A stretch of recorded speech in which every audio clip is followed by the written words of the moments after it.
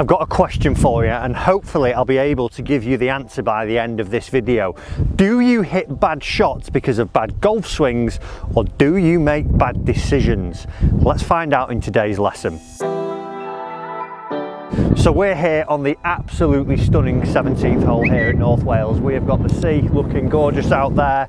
We've got a fantastic little par 3 that is 135 yards to the flag, that is pretty much a postage stamp size green with quite a lot of trouble around it. We've got a big fall off short at about 128. We've got a bunker back behind it at 150. We've got a bunker right at 138 at pin high, and it's going to require a pretty good golf shot for me to get close on there. But that question I want to pose to you: when you're hitting a bad shot out on the golf course, are you actually taking anything from it and thinking, well, it was all down to my swing, and then you go off tinkering and trying to find an answer for a bad golf swing?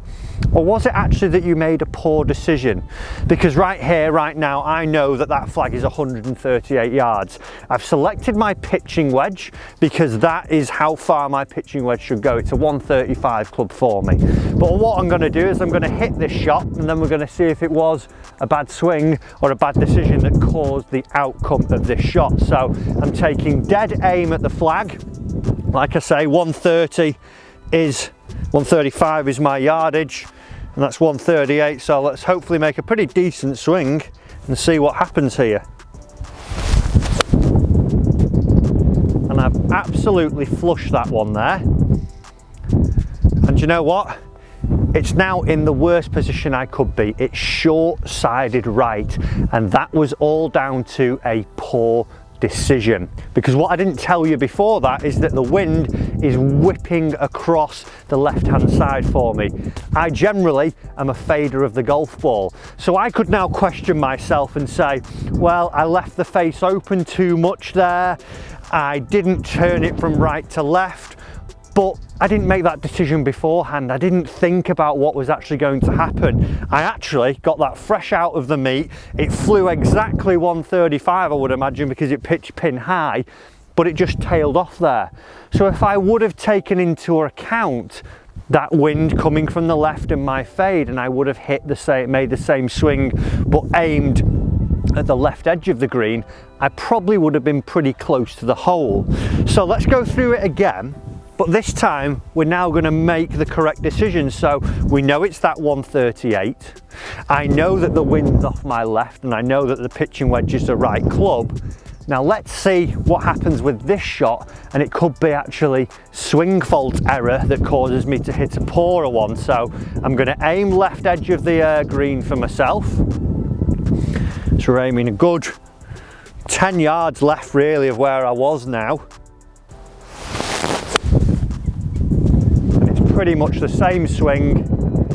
Go in the hole, please. Oh, please go in. And it's literally about 2 feet away. That is so close. And that just sums it up there, guys. We're gonna head down onto the green, and I'm gonna finish this golf lesson off here for you, because that is seriously close, and we've got to see how close it actually is. Guys, before we take a look at the 2 shots here, I want you to just hit the subscribe button down below for me. I want you to get better at golf, and you're going to do that by getting your free golf lessons with me, Matt Fryer Golf, here every week. Hit the subscribe button, turn on the bell. Let's go and take a look at those 2 golf shots. Okay, so we've got up to the green, and 2 dramatically different results here, both down to the same golf swing pretty much, but making better decisions out on the golf course. So we've got one here, if we just head over, where now we are faced with a pretty sticky situation there. It's not in a great lie, but that was all because I didn't make a great decision by actually taking into account the elements that we would face up on that tee there, as well vice versa. The one that I was exceedingly giddy about on the tee, we now see that that is about 3 feet away. It has pitched in here, all because on my first one, if we look where I was aiming, which was the flag, and then it's finished in the bunker, versus knowing what the wind would do, I aimed more over to here.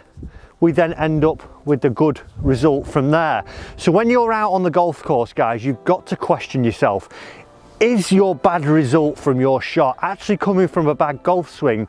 Or is it becoming from poor decision making?